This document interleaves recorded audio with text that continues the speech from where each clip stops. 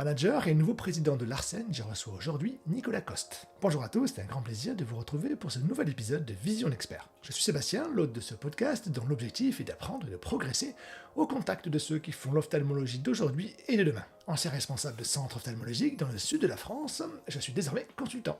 J'aide les ophtalmologues à s'installer, je réalise des audits avec préconisation, je recrute et je forme des responsables de centre, et je forme les médecins et leurs managers sur de nombreuses thématiques, comme l'optimisation de la cotation ou le développement de leur chiffre d'affaires. Aujourd'hui, nous allons parler du métier de manager en centre ophtalmologique, mais également des qualités et des compétences qu'il faut détenir pour le devenir. Je ne vous en dis pas plus, je vous laisse regarder l'interview et je vous retrouve juste après pour la conclusion. Voilà, l'enregistrement est lancé. Notre invité aujourd'hui, Nicolas Coste, un manager pas comme les autres, puisqu'il est le président de l'association des responsables de centre, Larsen. Salut Nicolas.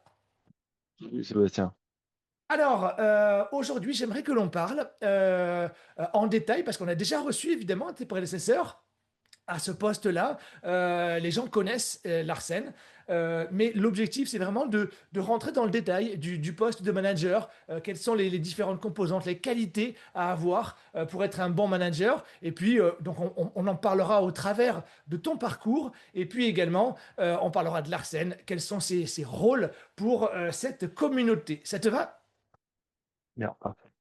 Allez, c'est très bien. Je vais te demander, ma première question assez classique, de te présenter en quelques mots, s'il te plaît.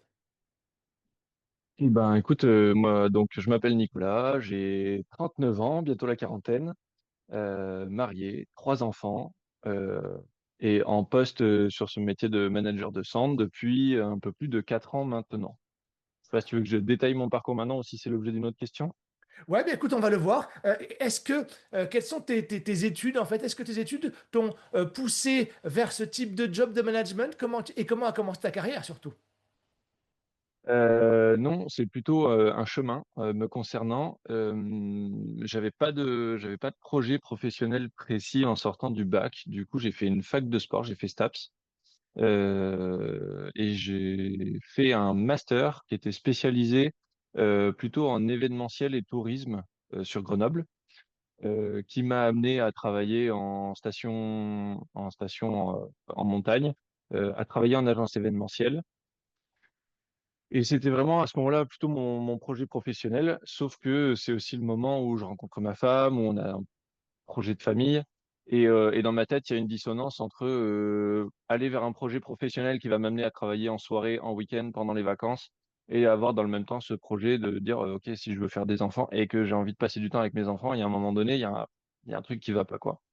Mais sans forcément prendre de décision à ce sujet. À ce moment-là, donc je suis diplômé, j'ai mon master à Grenoble, j'ai pas encore de travail. Je postule à droite à gauche parce que je veux pas rester sans activité et j'entame une carrière. Enfin, je rentre par la petite porte chez Decathlon. D'accord. Et finalement, c'est vraiment ça le vrai début du parcours, c'est vraiment ça, c'est Decathlon. Donc c'est un poste de vendeur sur le Trocathlon, hein. Le Trocathlon, c'était un événement où les gens ramènent leurs affaires et Decathlon s'occupe de les vendre. Bon,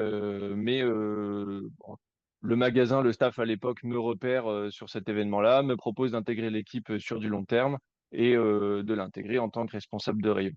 Et de là, je fais 3 ans chez Decathlon. Je bénéficie de l'école de formation au management du groupe Decathlon, qui est une école de formation extraordinaire. Euh, je connais beaucoup de gens qui sont passés par Decathlon. Tout le monde n'en garde pas forcément que des bons souvenirs, mais je connais personne qui critique l'école de formation de Voilà, Decathlon. tout Elle à fait. est, elle est incroyable. Suite à ça, pour des raisons personnelles, je quitte Decathlon et je rejoins le groupe Toys R Us, le magasin de jouets qui n'existe plus aujourd'hui. Mais alors là, changement de décor. Euh, un parcours de formation quand même. Au final, j'ai passé 10 ans dans la grande distribution, en gravissant les échelons, en faisant de la formation continue sur du management. Euh, et j'en viens à être directeur du magasin de jouets Toys R Us qui est basé à Chambéry. Post-Covid, le magasin ferme. Voilà, fin de parcours. Dans ma tête, le groupe me propose à ce moment-là de récupérer un magasin sur Lyon. Et moi, je me dis, non, c'est le moment. J'ai trois enfants qui grandissent. J'ai fait 10 ans dans le commerce. J'avais cet objectif d'atteindre un poste de directeur magasin. L'objectif est atteint. Qu'est-ce que je veux faire maintenant? Je veux pas passer toute ma carrière en magasin. Ça, je le sais, par contre. Donc, je me dis que c'est le bon timing pour moi. Je refuse la mutation. Je pars avec le reste de mon équipe. Je quitte le magasin. On se fait licencier. Et là, globalement un an devant moi pour réfléchir à ce que je veux faire. Et c'est pas évident de trouver. Si on, je sais pas, si on n'a pas un choix clair, c'est pas évident de se réinventer. Et à ce moment-là, je suis contacté par un cabinet de recrutement qui me propose ce poste de responsable de centre ophtalmo. J'ai plusieurs autres pistes en même temps sur d'autres choses, donc j'avance un peu sur tous les sujets. J'avance sur ce sujet-là qui me paraît être quand même plutôt une bonne option. Et puis finalement, ça aboutit. Et donc, il y a un peu plus de 4 ans, j'attaque ce métier de responsable de centre, en bénéficiant du coup de tout ce bagage que j'ai accumulé en magasin, qui est vraiment un bagage de couteau suisse, d'être capable d'aller partout sur tous les sujets et avec une grande adaptabilité. Ouais, c'est ça. Et du coup, là, actuellement, tu gères le centre de Chambéry, c'est ça? Et vous avez plusieurs centres? Raconte-nous un petit peu la structure, combien de médecins? Alors, le centre actuellement, c'est 6 médecins. On a 2 centres, 2 cabinets principaux.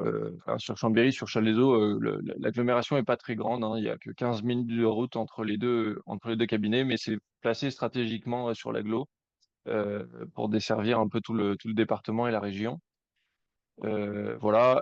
En parallèle de ça, je garde un œil sur un plateau technique également, dans lequel on va faire tout ce qui va être injection laser. Voilà. Et on a une antenne à Pont-de-Beauvoisin, qui est un petit peu excentré également.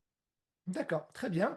Du coup, le poste, tu nous en as parlé, hein, déjà, en tout cas sur la vision de couteau suisse, hein. Donc, en effet, forcément, c'est aussi intéressant d'avoir ces compétences-là. Mais parce qu'on le sait, il y a différents types de managers, hein, tu le sais avec ta vision de l'Arsène maintenant, mais toi, tu es, on va dire, full option, c'est-à-dire que tu vas gérer aussi les CELARL des médecins, les comptes, ou uniquement peut-être la SCM. Alors, nous, le cabinet, il est organisé en CELAS. Donc la CELAS, je vais m'en occuper. Globalement, on a une organisation où il y a un médecin leader de notre côté, avec qui je travaille vraiment en étroite collaboration pour piloter tout ça.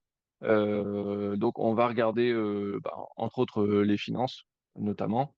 Euh, les SPFPL des médecins, je vais pas m'en occuper par contre. Ça, ils les gèrent chacun de leur côté. Euh, voilà, on a effectivement une SCM que je vais piloter d'un peu plus loin parce que c'est plus le fait que les médecins de la CELAS représentent le très gros de l'activité de cette SCM. Il y a d'autres médecins pour qui je ne travaille pas, mais comme on fait le gros de l'activité, je garde un œil sur cette société également. D'accord. Et donc, du coup, quand tu es rentré en poste, quelles ont été les difficultés que tu as pu rencontrer?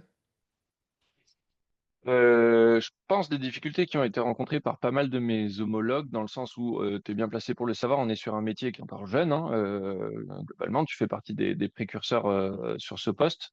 Donc, moi, quand je suis arrivé, globalement, il y avait dans ce cabinet le médecin fondateur et sa femme qui faisait plus ou moins office de chef de centre, mais sans en avoir l'étiquette. Enfin, il y a beaucoup de centres hein, qui se sont montés comme ça. Je ne peux pas faire de généralité, j'ai pas les statistiques, Non. mais globalement, le conjoint du médecin qui va venir gérer un petit peu l'administratif, c'est pas forcément structuré. Le conjoint en question n'a pas forcément d'ailleurs toutes les compétences pour Non. ce poste-là.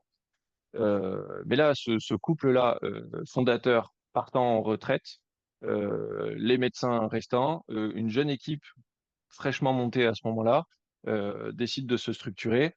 Ils réalisent aussi qu'ils ont une entreprise entre les mains et que s'ils veulent se concentrer sur leur métier de médecin, ils peuvent pas tout gérer. Donc, c'est le moment de créer mon poste. C'est là que j'arrive. Mais il y a un peu tout à faire. Euh, Il y a un existant qu'il faut pas trop bousculer parce que si jamais tu arrives un peu en mode cow-boy à dire c'est bon, moi je viens de la grande distribution, j'ai plein d'outils, j'ai plein de trucs qui marchent bien, ce que vous faisiez avant c'était nul, on va tout changer. Pas sûr qu'il y ait Ah, des exemples où ça fonctionne.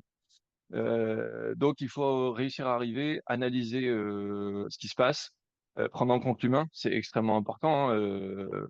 C'est une des spécificités de ce métier, c'est que on bosse en lien direct avec nos patrons. Moi, quand j'étais en magasin, mon patron, il n'était pas là, hein. Mon patron, Ok. il venait une fois par mois, une fois tous les 2 mois, et on débriefait. Voilà. Mais le reste du temps, j'étais, entre guillemets, tranquille à prendre mes décisions. Là, moi, mes patrons, ils sont là au quotidien, dans le cabinet. Ils sont plusieurs. Ils ont des visions différentes. Ils se croisent pas forcément tous entre eux. Donc, il faut apprendre à composer avec ça. Je pense que c'est l'un des défis majeurs, réussir à prendre cette dimension-là. Parce que il est très important de cultiver une relation de confiance avec les médecins, évidemment, pour pouvoir travailler correctement. Si on loupe ce coche-là, si la relation elle s'installe pas correctement, si la confiance elle peut pas se mettre en place, je pense que je sais pas si c'est voué à l'échec, mais je pense que c'est très compliqué en tout cas. Et puis après, malgré tout, oui, il y a plein de choses dans la gestion d'une entreprise que j'avais appris en gérant un magasin, mais là, il faut quand même appréhender la dimension, bah, en magasin, c'est un client, en cabinet, c'est un patient. Mhm.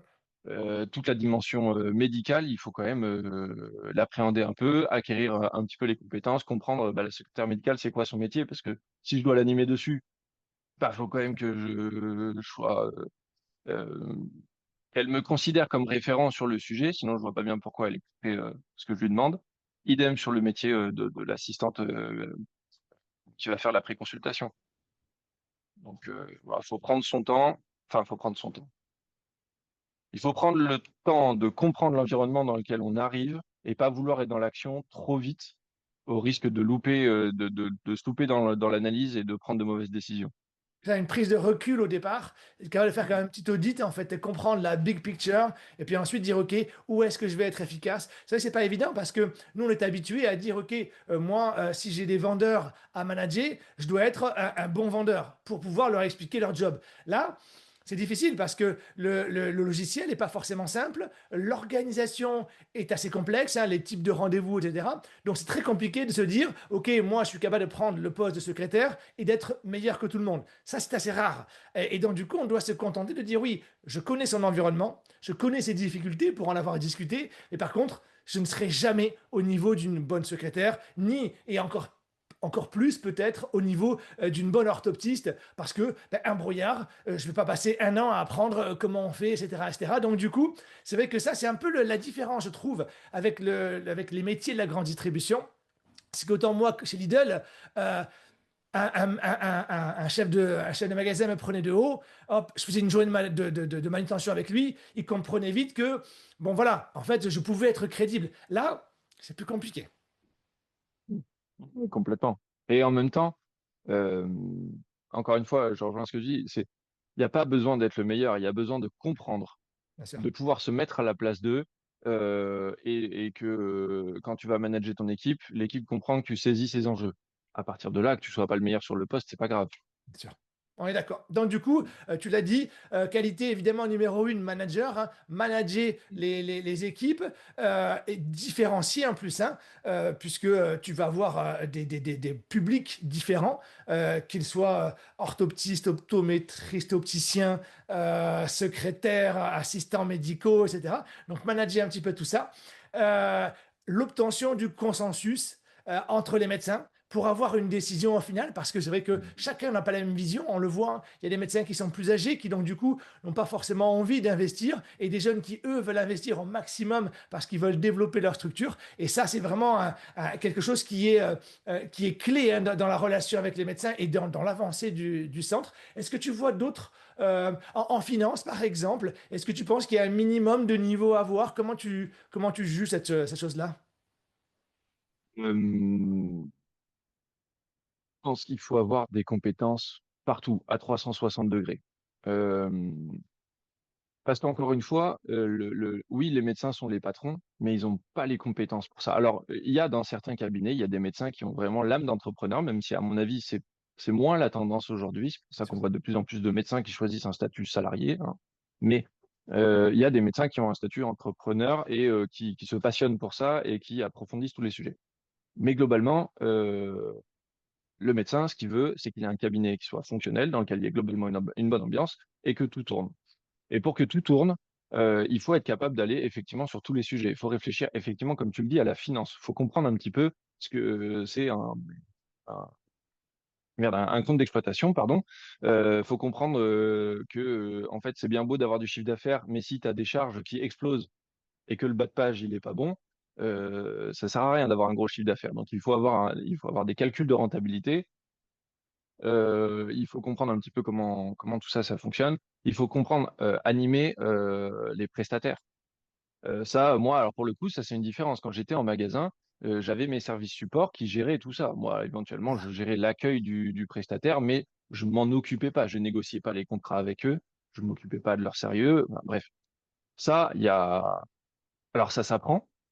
C'est juste que quand on arrive en n'ayant pas de connaissances sur le sujet, potentiellement, ça s'apprend en essuyant des plâtres. On se dit, tiens, là, je me suis fait avoir, je me ferai pas avoir deux fois. Donc c'est toujours mieux si on a un peu cette culture-là, c'est sûr que c'est beaucoup mieux. On peut apprendre, encore une fois, l'adaptabilité, ça c'est extrêmement important. L'adaptabilité, la résilience, pas d'ego mal placé. C'est-à-dire que, ok, je vais faire des erreurs. Il faut que j'accepte de faire des erreurs. Si je suis pas ok avec ça, je vais me planter, je vais être têtu et je vais faire n'importe quoi. Surtout qu'on fait tellement de J'accepte de tâches, faire des. il y a tellement de Ouais, tâches différentes que du coup, on ne peut pas tout exactement. maîtriser. Et forcément, Oui. en prenant 20-30 décisions par jour, il y en a forcément une de temps en temps qui va être un peu moyenne. Et on est entouré de gens qui ne sont pas forcément compétents. On est entouré de gens qui ne sont pas forcément bienveillants. Euh, on peut penser que parce qu'on a un cabinet social à côté, il va nous faire du conseil, parce qu'on les paye extrêmement cher pour ça. Non, si on les manage pas, ils vont faire le minimum et c'est tout, parce qu'ils ont eux leur propre environnement, leurs propres problématiques, etc.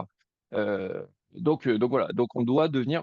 On parlait tout à l'heure de comprendre le métier de la secrétaire médicale, de l'orthoptiste, etc. Et ben en fait, on doit comprendre le métier de nos prestataires également. Euh, alors, je suis pas devenu expert en informatique, mais j'y connaissais pas grand-chose en infrastructure informatique pour un cabinet. Maintenant, je suis vraiment capable de tenir une discussion technique et de savoir comment manager la discussion pour être sûr d'obtenir ce que je veux. Parce que la première fois, j'ai fait confiance à mon prestataire, erreur. Bon, eh ben l'erreur, on la fait pas deux fois, etc., etc. L'adaptabilité et la résilience, ça c'est vraiment ce qui va permettre de compenser le fait que quand j'arrive sur ce poste, j'ai pas forcément toutes les compétences, mais je vais les obtenir. Et c'est pour ça qu'on voit souvent, d'ailleurs, hein, tu as dû le voir du coup avec ton expérience de Larsen, on voit beaucoup de profils grande distribution. Oui, oui. Alors je comprends complètement. Ayant ce profil-là, je comprends. On a cette culture déjà de toucher à tout, malgré tout, même si c'est pas C'est aussi ça. large que sur un cabinet. Le cabinet, ça va être encore plus large. Mais on a cette culture de toucher à tout et puis surtout de s'adapter. Quand on est en magasin, tu vois bien, en magasin, tu as en permanence des nouveautés qui te tombent dessus de tous les niveaux. C'est juste, on te demande pas ton avis de savoir si tu es OK ou pas OK. C'est tout. Faut s'adapter, faut le prendre en compte. Ça sert à rien de lutter contre. Donc, on a aussi ce truc-là, je pense, dans ce profil qui sort de grande distribution. euh, on n'est pas en frein avec la nouveauté.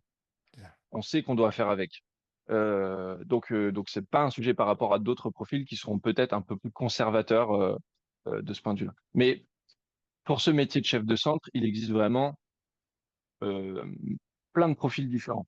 Ça, c'est une des particularités de ce métier. Il n'y a pas de diplôme aujourd'hui existant, Ça, comme il peut y avoir par exemple un diplôme pour le métier de responsable de centre de radiologie. Ça existe. voilà. Mais c'est un métier, encore une fois, je n'apprends rien, qui a une antériorité par rapport à ce poste de responsable de centre d'ophtalmologie et qui s'est structuré dans le temps beaucoup plus. Et pour certaines choses, en tout cas, qui fait un peu office de guide pour nous aujourd'hui dans le développement de ce qu'on veut. Donc du coup, selon toi, comment est-ce que on peut, question pas facile, comment est-ce qu'on peut distinguer un bon manager d'un excellent manager de centre ophtalmo? C'est une bonne question. Et c'est pas évident, je ne suis pas sûr qu'on le puisse parce que euh, un centre ophtalmo, c'est une entreprise dans laquelle il y a euh, des relations interpersonnelles et tu peux être entouré de gens très compétents. Si tu es entouré de gens très compétents et que tu es moyen, ça peut complètement donner l'illusion. Et à la rigueur, on pourrait dire que c'est peut-être une des compétences de ce manager d'avoir été capable de s'entourer de gens qui ont les compétences que lui n'a pas forcément. Enfin, tu Bien vois ce que sûr, je veux dire? Je trouve que c'est bien sûr. difficile à mesurer. On pourrait tomber sur un manager qui serait incollable sur tous les sujets. Franchement, le gars, il a tout dans la tête, il maîtrise tout. Euh, mais si humainement, il Mm. fédère pas, si humainement, il n'emmène pas les gens derrière lui, et ben sur certains aspects, il est brillant, et puis sur d'autres aspects, il est pas dingue, quoi. Est-ce que le super manager qui est capable d'être parfait partout, il existe? Je suis pas sûr, parce que c'est des histoires de profil psychologique un petit peu. Euh, bon, il y a différents profils. Le mec qui serait vraiment partout, je pense que c'est compliqué. Je dirais que le plus important pour moi, c'est vraiment le côté admettre que je suis pas bon partout Mm. et comment je fais pour m'entourer des gens qui vont être bons là où je suis pas bon. Ou en tout cas là où je vais être un peu moyen, des gens avec qui à qui je vais pouvoir ça. Et Et finalement, après, tu fais du recrutement, tu vois bien, c'est pas évident. Tu peux identifier ce truc-là, te penser recruter ce profil-là, et puis bon bah c'est pas si sûr que ça. c'est un petit peu ce que font les grands patrons. Moi, je prends souvent l'exemple de Carlos Ghosn, qui a été, et c'est un mythe du management, et on se rend compte que, alors certes, il a une vision, mais il a su s'entourer des meilleurs.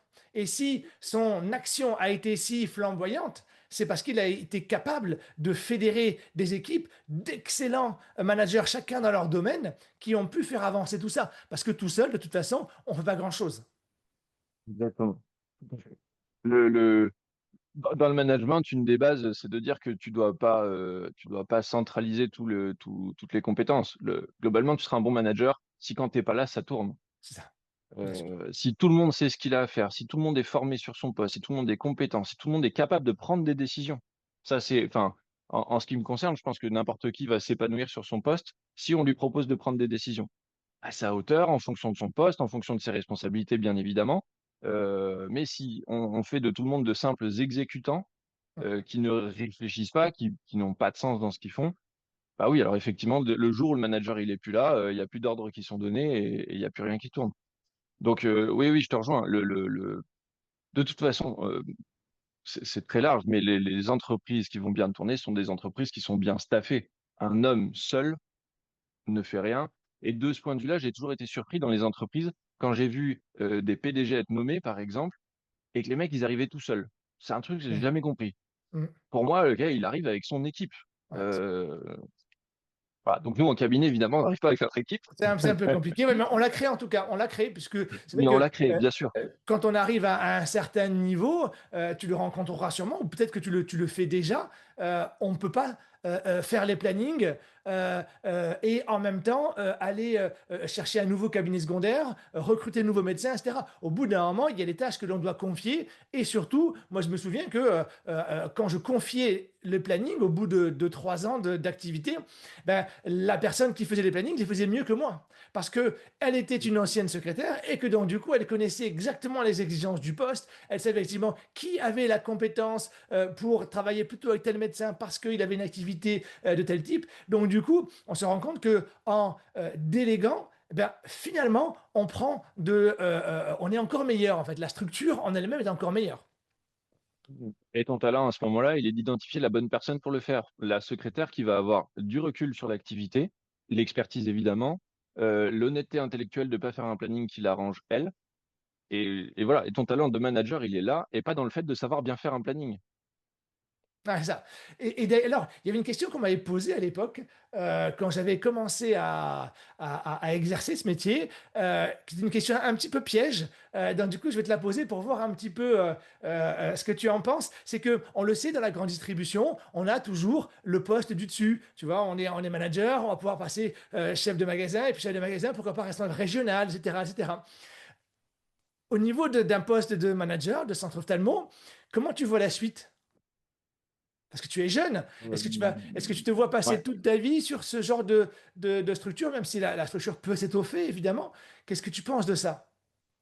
Alors, en tout cas, c'est un vrai questionnement, je trouve, quand je prends le poste, il y a 4 ans et demi. C'est un peu la question. Je me dis, quelle est la perspective d'évolution? Alors c'est peut-être j'allais dire, on a cette culture en France, mais c'est peut-être une culture plutôt grande distribution, comme tu dis, d'avoir la vision N+1.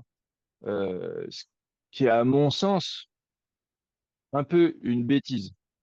Combien de fois on a vu quelqu'un être hyper performant, hyper épanoui sur son poste, on le fait monter, on l'emmène sur un métier qui n'est pas le sien et le gars se plante. Pourquoi? Parce que on a un peu cette valorisation de si la personne est performante, on doit la faire monter et généralement on doit la faire monter vers du management.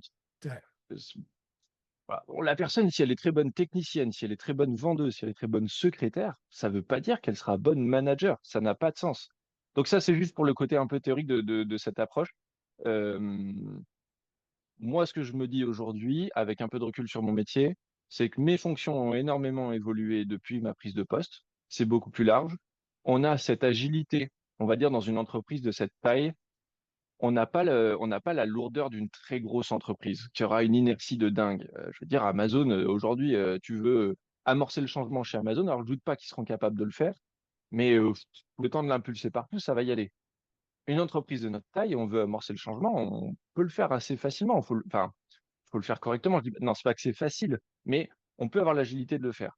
Donc, je peux avoir une évolution, on va dire, un peu horizontale sur mon métier, Mhm. qui est, dont je maîtrise, dont même aujourd'hui, je maîtrise pas les limites, en fait. Bien sûr. Si on grossit, je pourrais peut-être à un moment donné avoir travaillé avec un assistant, un manager d'équipe, un manager de terrain, et mon métier il va évoluer naturellement. Il peut y avoir tellement d'évolutions possibles que ça ne nécessite pas pour moi aujourd'hui d'identifier un poste N+1, forcément, et d'avoir une envie d'évolution verticale. Après, aujourd'hui en tout cas, vraiment, je m'épanouis complètement dans ce que je fais. J'adore mon métier et je ne suis pas préoccupé de savoir où je serai dans 10 ans. Peut-être qu'à un moment donné, ce sera une question pour moi. Peut-être que c'est parce que là, pour l'instant, il se passe trop de choses Bien sûr. professionnellement et que j'ai besoin d'être focus sur cet instant présent. À un moment donné, certainement que ce sera une préoccupation pour moi. Je m'en préoccuperai à ce moment-là. Pour l'instant, je suis plus dans l'instant présent et dans la projection court-moyen terme de l'entreprise. D'accord, très clair. On parlait du management, du changement, donc du coup des choses qui évoluent. En ce moment, il y a un sujet qui, était, qui est assez récurrent partout, hein, et donc du coup on va en parler aussi. C'est l'intelligence artificielle. On le voit, hein, ça se développe énormément. On ne sait pas, on a du mal à identifier de temps en temps les. Alors si chacun va voir ChatGPT pour l'aider à réfléchir ou Claude ou peu importe, et pour automatiser certaines tâches, on le voit. Alors moi je suis pas un grand fan pour l'instant, mais on va avoir des secrétariats à base d'intelligence artificielle, etc., pour la réponse au téléphone, etc. Est-ce que toi, tu as réfléchi à cette thématique? Est-ce que tu mets en place des choses ou pour l'instant, stand-by et wait and see? Oui, oui, complètement. Et j'espère que c'est la préoccupation et je pense que c'est le cas, mais que c'est la préoccupation de tous les chefs de centre et globalement de tous les chefs d'entreprise aujourd'hui. L'IA, enfin, je vais dire un truc très bateau à ce moment-là, mais c'est exactement comme l'arrivée d'Internet, l'arrivée de l'informatique, l'arrivée de l'ère industrielle. La personne qui se dit aujourd'hui, il faut pas prendre ce virage-là, euh, il faut le prendre. Il y a pas, la question se pose pas si on adhère ou si on n'adhère pas, il faut prendre ce virage. En un an, ça a tellement transformé mon métier et pourtant, j'en suis vraiment au balbutiement. Je suis pas expert sur le sujet encore. Je fais 0,1% de ce que va me permettre de faire l'IA, mais c'est un changement profond. Je trouve on est sur quelque chose qui est intéressant en ce moment, c'est que l'IA, ça fait quand même un petit moment qu'on en parle. On en a pas mal vu de manière un peu théorique, en imaginant la potentialité de l'IA. Aujourd'hui, je trouve on arrive à avoir des outils qui sont déjà plus pratiques. Aujourd'hui, nos logiciels, par exemple, je vais faire de la pub pour personne, mais nos logiciels sont équipés d'IA.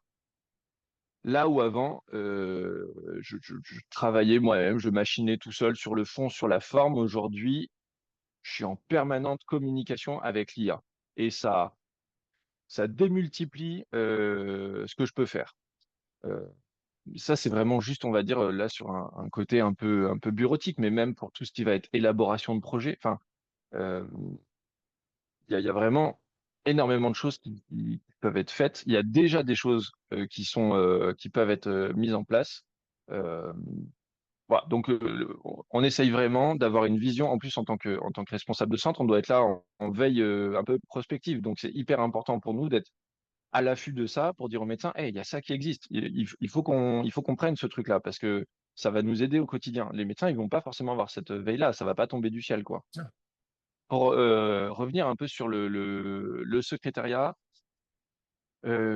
c'est un sujet à l'Arsène sur lequel nous échangeons tous quotidiennement. Il y a plusieurs acteurs qui se positionnent aujourd'hui et qui sont assez moteurs parce que je pense que pour ces acteurs-là, c'est vraiment clé de prendre le marché, hein. C'est comme Doctolib a pris le marché à un moment donné du planning Internet et aujourd'hui ils vont être très difficiles à déloger.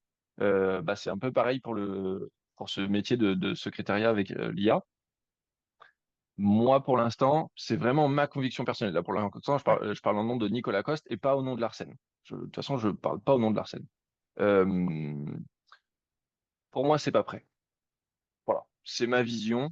Euh, on nous présente des choses qui sont extrêmement intéressantes, mais ça n'a pas encore la finesse d'un outil qui va être vraiment, ouais, qui est mature, quoi. Donc, je me dis, pourquoi est-ce qu'aujourd'hui, j'irai engager mon centre là-dedans, alors que probablement dans un an ou dans 2 ans, ils seront au top. On ira dans un an ou dans 2 ans. Pour l'instant, développez votre outil, continuez d'y aller, continuons de discuter, c'est hyper important parce que quand on discute, on peut leur dire, bah, vous voyez, là, votre outil là-dessus, il est super. Mais je trouve que là-dessus, moi, il correspond pas vraiment à ma demande. Donc, vous êtes en pleine recherche et développement, allez-y là-dessus, prenez cet échange. Donc, c'est hyper important non pas d'être juste dans l'attente de se dire, ils vont hum, bosser de leur côté. Non, il faut être en lien avec eux, faire des feedbacks, échanger avec tous et puis, quand ils seront prêts, on ira, clairement. Enfin, euh, peut-être que je changerai d'avis, c'est possible, mais aujourd'hui, je vois pas comment, dans quelques années, on aura encore de l'humain qui décroche le téléphone. ouais. Ouais, je te rejoins là-dessus. Mais c'est vrai que dans une spécialité comme l'ophtalmo, avec des médecins en secteur 2, qui donc du coup nécessitent cette image premium, c'est pas une image d'ailleurs, c'est une réalité hein, de premiumisation obligatoire d'ailleurs, puisqu'on on le voit, il y a de plus en plus de concurrence, et donc du coup, on ne peut pas se permettre de. Je trouve que pour l'instant, l'IA, c'est encore. Téléphoniquement, c'est encore un poil low cost. Un poil low cost. Alors, qui peut être intéressant, moi je trouve, dans des situations particulières. Par exemple, si on a un médecin, une secrétaire, et que la secrétaire, elle répond pas ou très mal au téléphone, c'est mieux que rien. Lorsque on doit, par exemple, fermer le cabinet sur une journée pour telle ou telle raison, ou en dehors des horaires d'ouverture, avoir de l'IA sur de la prise de rendez-vous, du renseignement, qui est capable de redonner un rendez-vous, c'est intéressant. Par contre, sur qui va remplacer une secrétaire, ou en tout cas quelqu'un de capable de gérer le secrétariat, d'orienter, de qualifier une urgence, etc., en effet, je te rejoins, on n'y est pas tout à fait. Sinon, dans ton travail bureautique, tu as des exemples concrets de ce que toi, tu réalises avec l'IA? Oui, globalement, je travaille avec la suite Microsoft 365 et donc avec Copilot, qui est du coup intégré dans tous les outils. Alors, ça fait pas très très longtemps que je bosse avec eux. J'ai beaucoup bossé avec ChatGPT dernièrement, mais j'adhère beaucoup plus à ce que je vois sur Copilot. Je fais énormément de relecture. Euh, je... Après, c'est des trucs tout bêtes, mais oui, dès que je vais travailler sur du contenu, je vais demander à l'IA d'aller relire ce que j'ai fait, de relever les erreurs, les incohérences. Euh, Si je dois faire un tableau Excel, avant, j'allais tout faire, les formules, les machins, les trucs. Aujourd'hui, je donne la donnée brute à l'IA, je lui dis, je veux ça comme tableau qui me traite telle information, et c'est réglé. Faire des présentations, on fait des réunions de temps en temps, des choses comme ça. Dernièrement, bah, pour une présentation pour l'Arsène, issu d'un groupe de travail qu'on avait fait avec le conseil d'administration, j'ai un document Word assez brut qui regroupe le résultat de 2 journées complètes de travail. C'est vraiment pas mis en forme. Je le donne à l'IA, fais ma présentation et il me sort la présentation. Ça, enfin, c'est encore une fois, ça c'est 0,1% de ce que peut faire l'IA. Mais Ouais, moi, j'ai gagné une journée de travail. Alors évidemment, l'IA, on ne peut pas lui faire une confiance aveugle. C'est un outil. C'est comme si je disais, je vais sur Internet et je lui fais une confiance aveugle, je lui pose une question et je vais croire tout ce que je veux dire sur Internet. Ça n'a pas de sens. Donc, il faut malgré tout maîtriser le contenu. Attends, excuse-moi. Il faut maîtriser le contenu, il faut relire ce que dit l'IA. Euh, si je fais faire quelque chose à l'IA, que j'ai pas d'expertise sur ce que ça me raconte derrière, je vais me planter. Il y a plein d'exemples où l'IA raconte n'importe quoi. Un exemple tout bête sur une tâche, c'est un truc qui remonte un peu maintenant, peut-être que l'IA s'est améliorée, mais il n'y a pas très longtemps, j'avais la flemme de chercher. Je lui ai demandé, tiens, je suis en zone A, d'avril 2027, ça tombe quand? Alors, il n'a jamais été capable de me le donner, alors qu'on pourrait penser que c'est un truc vraiment bateau, Basique. quoi. Ouais. J'aurais pu. Par contre, il m'a répondu. L'IA répond toujours. C'est trop Enfin, bien. même si pareil, là-dessus, il s'améliore. Là-dessus, aujourd'hui, ils sont capables un peu plus de dire, je sais pas, ou vérifie. Mais tout ça pour dire qu'il faut avoir un esprit critique sur ce que fait l'IA. On est OK. Moi, ce que j'aime bien aussi, ce sont tu vois, les choses assez techniques. Tu vois, par exemple, la convention collective qu'on est censé maîtriser un minimum. Avant, moi, j'étais obligé d'ouvrir. Alors, le repos, c'est le samedi, c'est le dimanche. Si le férié tombe le samedi, qu'est-ce qui se passe? Est-ce que je paye le jour? Le dimanche, si c'est le dimanche, comment ça se passe? Ben là, l'intérêt, c'est que on, on télécharge la convention collective, on la donne à ChatGPT ou peu importe, et derrière, on va pouvoir poser une question sur la convention collective et lui va nous donner son interprétation. Et du coup, il va pouvoir nous ressortir en même temps l'article exact. Et ça, c'est un gain de temps qui est monumental. Pareil, quand on veut faire de la veille, y compris, et ça, j'aime beaucoup en anglais. Moi, par exemple, j'ai essayé de trouver des articles, tu vois, notamment sur l'association américaine des responsables de santé, qui est la SOA, tu vois. Et donc, du coup, ils ont pas mal de choses, sauf que si je veux le lire, bah, évidemment, je vais lire en anglais, mais c'est très long. Et en plus, je vais avoir cette capacité moins facile à résumer, alors que là, je lui donne tout à manger, et hop, lui, il va traduire, résumer, me donner des points forts, et puis derrière, je vais pouvoir développer. Et ça, c'est un gain de temps et une capacité à se surmultiplier, tu le disais, qui est vraiment intéressante. Mais c'est vrai que ce que l'on ne voit pas au quotidien, c'est les usages classiques que l'on va mettre en place. Pareil, l'intelligence artificielle, là, moi, je m'en sers pour quelque chose. Je ne sais pas si tu connais, c'est Whisperflow. Whisperflow, c'est la capacité à dicter un petit peu comme Siri sur un iPhone, sauf que lui, quand il fait une erreur, tu vas lui dire quelque chose, tu vois, je vais dire Nicolas Coste, hop, il met pas de S à la fin de Coste, moi je le modifie, derrière chaque fois que je lui dirai Nicolas Coste, il mettra le S. Et ça c'est intéressant parce que du coup ça enrichit, c'est un petit peu comme Dragon, comme ce que font les médecins avec Dragon sur un, mais il y a un device, il y a quelque chose sur lequel ils doivent appuyer, etc. Là c'est en direct avec une touche. Bref, très bien, merci pour cette réponse. De toute façon, on aura à en reparler évidemment. Maintenant, on va en venir à ton engagement auprès de l'Arsène parce que c'est un engagement, hein. Et d'ailleurs, je félicite tes patrons, tes médecins, parce que tout le monde ne fait pas cet effort-là, de laisser du temps, du coup, à son manager pour animer. Alors, ils ont totalement raison parce que tu vas, et tu en as déjà conscience, mais tu vas apprendre énormément grâce à ton investissement parce que bah, tu vas fouiller des sujets, parce que tu vas rencontrer des gens différents, etc. Moi, j'ai énormément appris et si j'ai pu m'installer en tant que consultant par la suite, c'est grâce à ce poste-là, c'est très clair, parce que on a après derrière une vision qui est beaucoup plus large des situations. Donc déjà, j'aimerais que tu nous représentes l'Arsène. Qu'est-ce que c'est et à quoi ça sert? L'Arsène, donc c'est une association qui a été créée il y a 10 ans maintenant, entre autres par toi et puis par quelques autres membres. C'est une association qui regroupe les chefs de centre, les responsables de centre d'ophtalmologie, aujourd'hui de cabinets libéraux. Je fais la différence avec des cabinets qui seraient montés par des fonds privés, type Point Vision. C'est pas du tout, enfin, aucune critique contre ce modèle-là, c'est juste que cette association-là se spécifie sur les cabinets libéraux. Peu importe la taille Euh, des cabinets.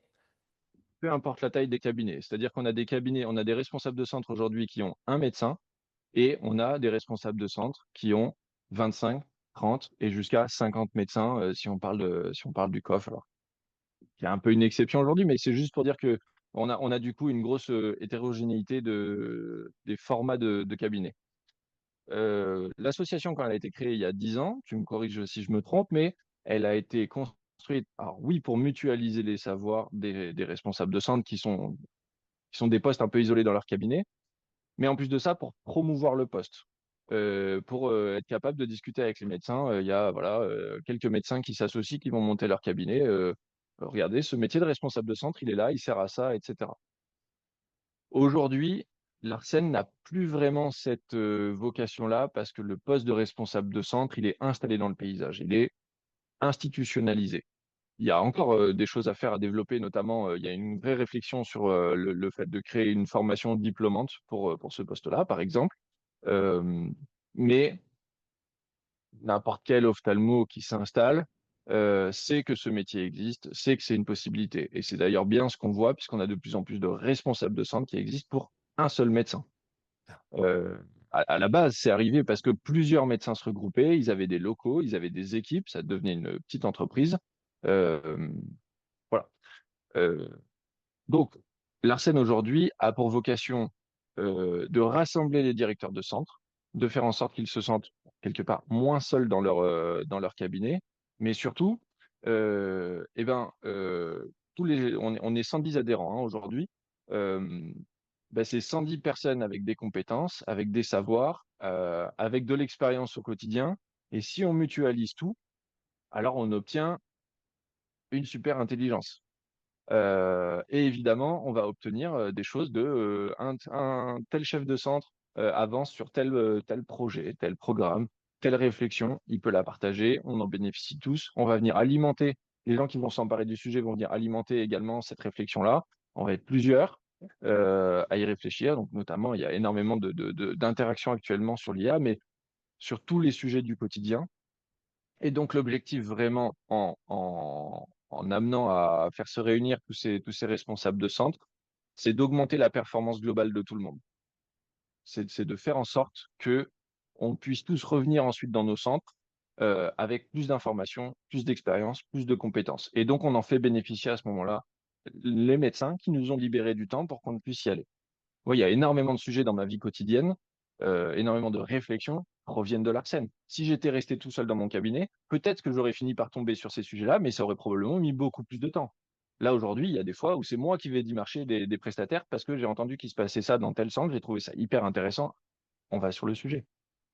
Très bien, super. Quels sont les outils de communication entre vous? Séminaires, forums, tout ça? Pour vraiment de l'échange quotidien, on a l'outil Slack qui permet, ça fonctionne un peu comme un forum, hein, Slack. Ça permet d'avoir des groupes de discussion selon des thématiques. Donc l'avantage, c'est que si on n'était pas là à l'instant T de la discussion, bah, on peut très bien retourner sur la discussion et récupérer l'information. On a un outil, hein, on a un drive Internet qui permet de mutualiser des documents. On a un échange WhatsApp, mais WhatsApp, c'est vraiment plus pour de l'échange du quotidien, un sujet d'urgence ou des choses comme ça. Euh, et après, on a donc 2 séminaires par an, qui sont, on va dire, un peu les moments phares de l'année d'un adhérent Arsène, parce que c'est le moment où on peut échanger en vrai, se retrouver. Euh, sur ces séminaires, on bénéficie de formations et d'informations. On fait intervenir différents prestataires. On va aussi avoir un webinaire, enfin 2 webinaires prestataires une fois par mois. Donc là, c'est vraiment de la veille prospective, hein. Alors, des fois, on se fait démarcher, des fois, c'est nous qui allons voir, mais souvent, on se fait démarcher parce qu'aujourd'hui, l'Arsène a quand même un certain aura. C'est sûr que pour un prestataire, s'il arrive à bien se vendre, il va toucher une centaine de centres. C'est plutôt pas mal comme prospection. Euh, Et ça permet d'alimenter la veille prospective pour nous. On a également un webinaire pareil une fois par mois en droit social, où là, on a un avocat qui intervient sur des sujets du moment et qui alimente notre formation continue sur le droit du travail. Voilà, et parallèlement à tout ça, avec le conseil d'administration, on est en pleine réflexion sur, sur faire l'état des lieux de comment fonctionne l'Arsène aujourd'hui, euh, 10 ans d'ancienneté, 110 adhérents aujourd'hui versus une dizaine à sa création.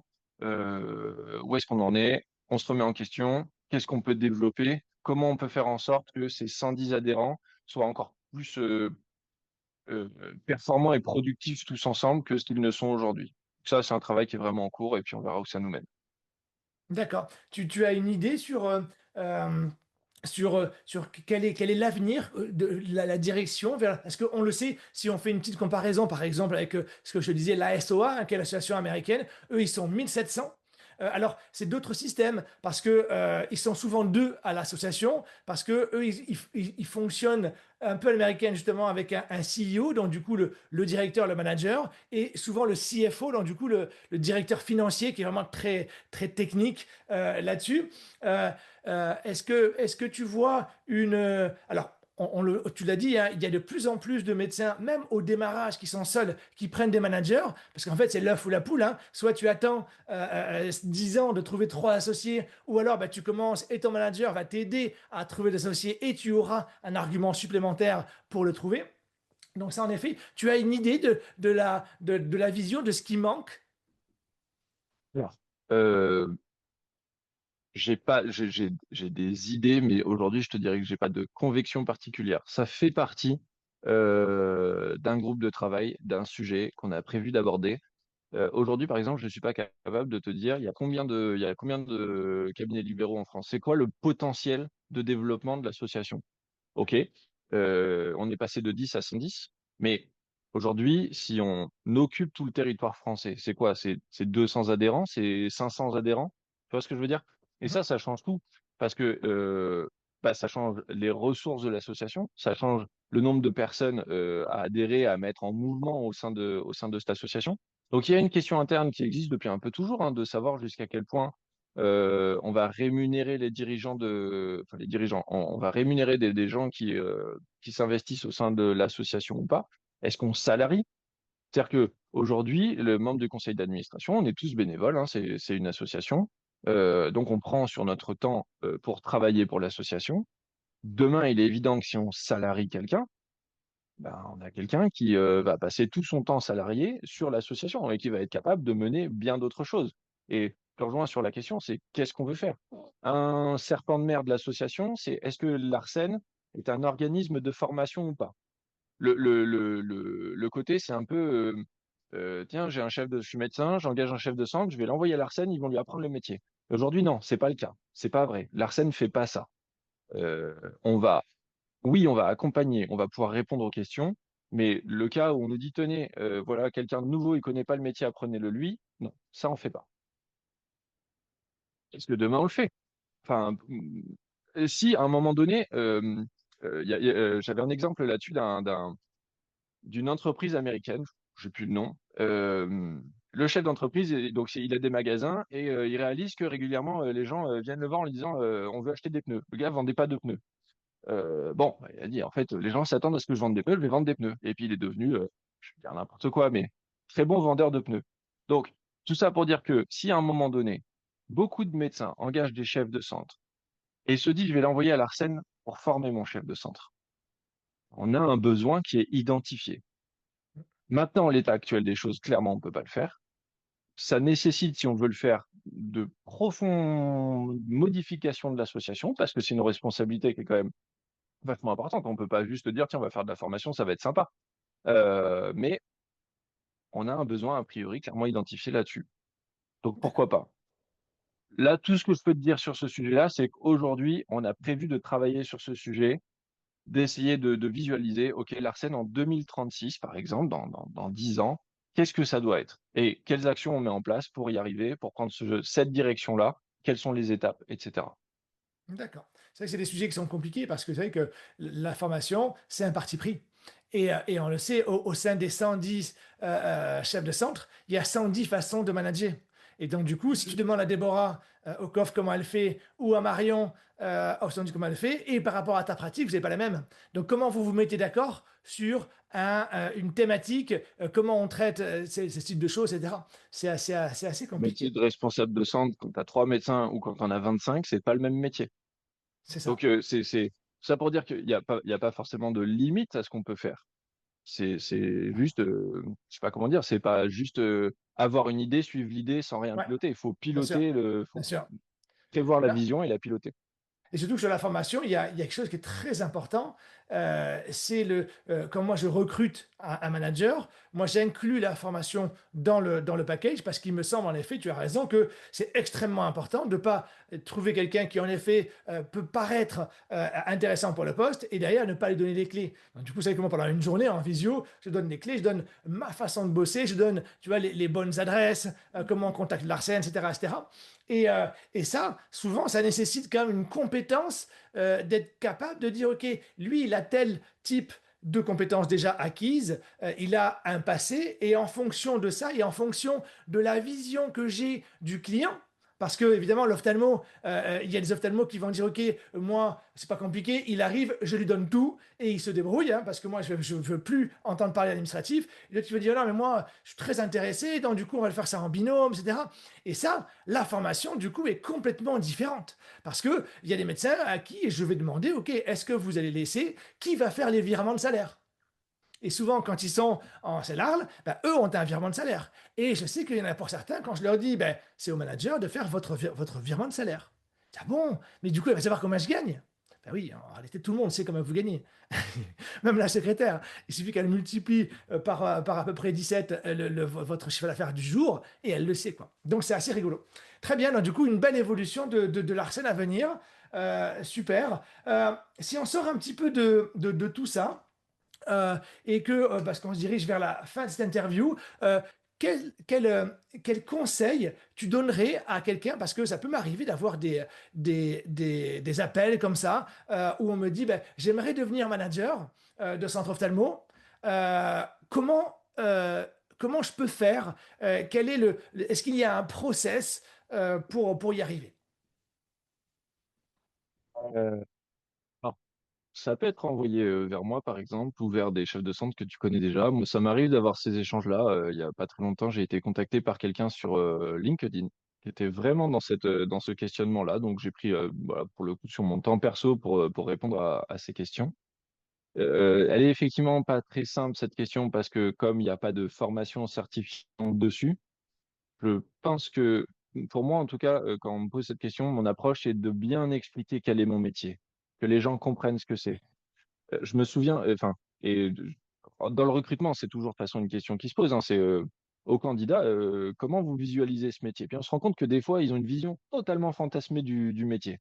Euh, Typiquement, enfin, je sais pas, on a fait plein des recrutements de vendeurs. Bah moi, vendeur, je vais renseigner le client. Oui, bah, Entre bon, autres. enfin, ouais, donc la personne qui pose cette question, elle a quelle vision déjà? C'est quoi un responsable de centre pour elle? Qu'est-ce que c'est? Et donc bah voilà, c'est vraiment bah, c'est le personnage. J'ai pris le temps de lui expliquer ce que c'était mon métier. C'est un métier à 360 degrés où je vais devoir être bon sur de la finance, sur de la RH, sur le fait d'être créatif en termes d'idées à apporter, etc. Et pas voilà. Après, je peux pas mobiliser les ressources et je ne sais pas surtout ce que cette personne a comme ressources autour d'elle. Mais je me dis déjà, si elle se dit, tiens, ce qu'il a décrit, ça me parle, j'ai des ressources dans mon bagage qui font que je me sens en capacité d'y aller, je me sens en capacité d'apprendre le reste, c'est déjà une bonne chose. À l'inverse, de se dire, waouh, moi je m'attendais à un truc un peu plus tranquille. C'est Voilà, je me dis, à la rigueur, j'ai fait gagner peut-être du temps à cette personne-là de Bien sûr. pas essayer de s'investir dans un projet qui, en fait, n'est pas le sien. Après, on a tous des CPF, on a tous plein de ressources autour de nous. Quand on veut quelque chose, on a l'IA. Non, mais si on veut se former, les gens peuvent se former, hein. Il y a plein de choses pour le faire. Il faut être en capacité de mobiliser les ressources qu'on a dans son propre environnement. Et j'ai envie de dire que ce sera plutôt d'ailleurs un bon marqueur, hein, pour quelqu'un qui a envie de faire le métier de responsable de centre. On est clairement dans un métier où on ne peut pas attendre que tout nous tombe dans le bec tout cru. Mhm. Si on n'est pas proactif, si on n'anticipe pas nos besoins, si on n'est pas en veille comme ça, on va pas y arriver. Donc, déjà, si la personne, elle a ce caractère-là de se dire, tiens, je me suis renseigné sur le métier parce qu'il m'intéresse, ce que tout le monde ne fait pas, hein. Il y en a plein, ils vont candidater sans se poser plus de questions que ça. Si déjà, j'ai fait cette démarche-là, que je me suis dit, OK, je vais, tu parlais tout à l'heure de la convention collective des cabinets libéraux. Ce métier m'intéresse, je vais aller la lire, etc., etc. Moi, je me dis, quand je suis recruteur, ce profil-là, il va m'intéresser de fou. Bien sûr. Bien sûr. Et en plus, après, il y a quelque chose qui m'est qui est un peu particulier dans ce type de job, je trouve, c'est que, tu vois, on parlait que dans les centres de radiologie, il y avait un diplôme pour être. J'ai du mal à le comprendre, en fait, parce que je me dis, bon, allez, on va passer un an, admettons, un an à l'école, on va expliquer, tiens, bah alors, oui, il va falloir que vous sachiez éventuellement lire un bilan. Ok, bon, pourquoi pas, même si l'expert comptable est là pour ça et que du coup c'est bien de le comprendre. Maintenant, voilà, ça prend 1 heure d'expliquer les grandes lignes en fait, hein. Ou alors on le file à ChatGPT et lui va nous expliquer les grandes lignes aussi, hein. Ça c'est faisable, même si c'est bien de comprendre.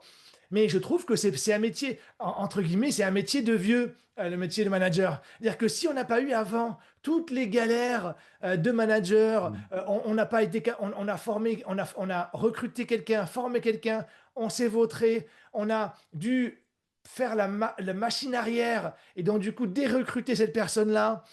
On a été obligé, je sais pas, tu as dû le vivre à Decathlon sur une alarme, y aller en pleine nuit, etc. Être obligé de changer une ampoule, être obligé de dépanner les toilettes, etc. Si on n'a pas tout ce vécu-là, moi ça me paraît compliqué. Je le vois dans mes recrutements. J'en ai recruté peut-être une trentaine. Il n'y en a pas un qui a en dessous de 30 à 35 ans. Mm. Parce que je trouve que ce métier-là, lorsque tu vas discuter avec des patrons qui ont un bac plus 13, qui ont une vraie réflexion, une vraie intelligence sur des sujets complexes, si tu n'as pas un minimum de coffre, on va dire, ça me paraît compliqué. Donc c'est vrai que ce diplôme-là, moi, j'ai du mal à l'envisager parce que je trouve que maintenant, tout ce que va donner le diplôme, finalement, alors autant une formation, tu vois, sur quelque chose, des documents sur chacune des thématiques, que dans une arborescence particulière qu'on pourrait aller piocher au fur et à mesure dès qu'on a un sujet, ça me paraît intéressant. Autant un diplôme, je vois pas bien le truc. D'autant plus en peine que je connais pas le contenu de cette formation, donc je me rends pas compte.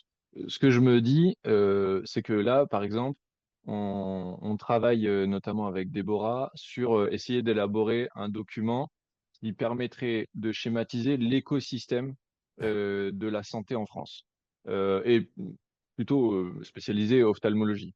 Parler des syndicats, des ordres de médecins, de l'ARS, de la CPAM, et de dire, voilà, toutes ces organisations-là, toutes ces institutions-là, elles répondent à telle mission, telle mission, telle mission. Le centre, il va interagir avec eux pour tel besoin, parce qu'on se rend compte que comme il y a beaucoup de chefs de centre qui arrivent et qui n'ont pas de connaissances spécifiques, ni en santé, ni en ophtalmologie, il y a des fois un peu le côté, je cherche cette information, mais enfin, ou je vais la demander à la mauvaise personne, ou je sais juste pas à qui la demander. Donc je me dis qu'une formation diplômante comme ça, qui est très spécialisé, hein, puisque là, on parle vraiment d'un diplôme de responsable de centre de radiologie. Bon, je suppose qu'ils vont donner Ouais. ce type d'informations-là. Ils vont certainement parler de cotation, ils vont certainement parler de droit du travail et de trucs comme ça. Enfin, j'espère en tout cas.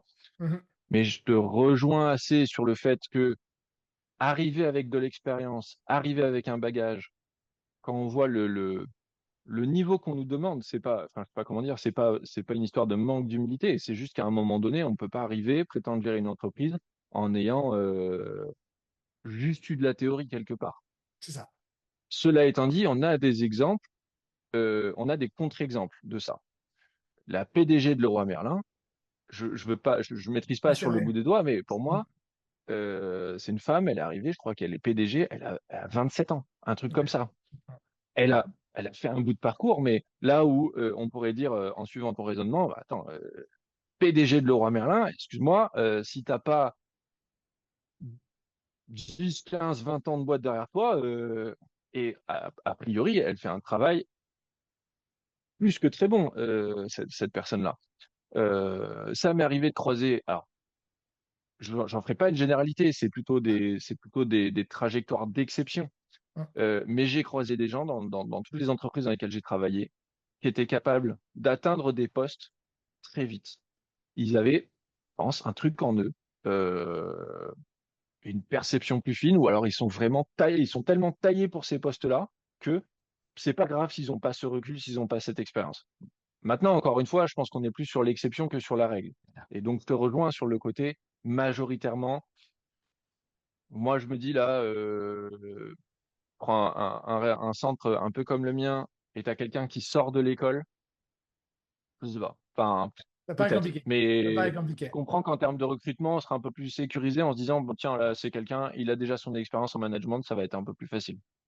C'est ça, et puis même parfois, on va avoir des gens qui vont avoir, parce qu'on le sait, le manager est l'interface entre les médecins, la structure et son écosystème, donc du coup, tout ce qui gravite autour. Et ça, souvent, on va trouver des gens qui sont ancrés localement, c'est-à-dire qui ont déjà des connaissances à la mairie, des connaissances, etc. Et donc du coup, tout ça permet, ça fait des petits plus en fait, hein, quand on va faire le choix, les plus, les moins, qui vont permettre de choisir cette personne-là. Super. Comment est-ce qu'on vous contacte à l'Arsène? Comment est-ce qu'on adhère? Alors, on a un site internet, hein, tout simplement, larsen.fr. Pareil, site qui sera amené à être fait, mais il y a un onglet contact. Ça envoie un mail automatiquement et voilà, ça nous permet d'être en alerte. On n'a pas forcément été très réactif ces derniers mois là-dessus, donc on y travaille pour être plus réactif. Il y a eu un gros changement d'équipe au sein du conseil d'administration. Normalement, on sera meilleur maintenant. On a plusieurs personnes maintenant qui répondent aux mails et notamment aux demandes d'adhésion. Voilà. Mais en tout cas, c'est le moyen le plus sûr, le plus fiable de nous contacter. Et après, des fois, par le bouche à oreille, hein, tout simplement. Des fois, quelqu'un va contacter. Des fois, c'est marrant, c'est des labos, moi, qui me donnent les contacts de chefs de centre. Ils me disent, ah, je suis passé dans tel centre, ils ont un nouveau chef de centre, il est bien, il m'a parlé de l'Arsène, je vais donner ton contact. Ma foi, pourquoi pas? Ça fonctionne aussi. Mais le moyen le plus simple, c'est le site internet larsen.fr. D'accord. Eh bien, écoute, parfait.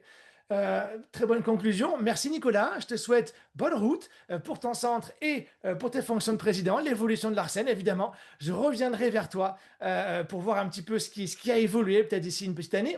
Euh, à bientôt, merci. Merci beaucoup, Sébastien. Bonne journée, bon week-end. À toi aussi. Voilà, je vous retrouve pour la conclusion de cet épisode de Vision d'Expert. J'espère qu'il vous a plu et que vous avez appris des choses. J'espère que vous comprenez mieux le rôle du manager au sein d'un centre ophtalmologique, quelle que soit sa taille. Si vous souhaitez en parler avec moi, n'hésitez pas à me contacter. Voilà, merci d'avoir regardé ce numéro jusqu'au bout. N'hésitez pas à liker et partager. Je vous souhaite une belle journée et je vous dis à très vite pour un nouvel épisode.